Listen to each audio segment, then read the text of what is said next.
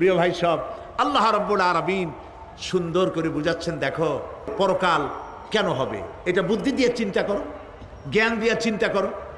সারা বছর ব্যবসা করার পর হিসাব নিকাশের একটা দিন আসে, আসে না? বলেন আসে কিনা? সারা বছর লেখাপড়া করার পর তারপরে পরীক্ষা দেওয়ার একটা দিন আসে, আসে না?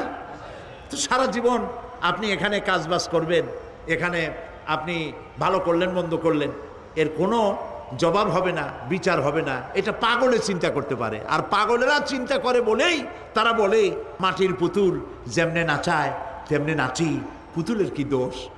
মরিয়া দেখেন, এই গান যারা বিশ্বাস করে মরিয়া দেখেন অবস্থাটা কি হয়। ফেরেশতারা আসা ধোপায় যেমন কাপড় আশ্রায় ওই রকম ঠ্যাং ধরিয়া কবরের মধ্যে আশ্রাবে আর বলবে যেমনে আশ্রায় তেমনে আশ্রাই, ফেরেশতার কি দোষ?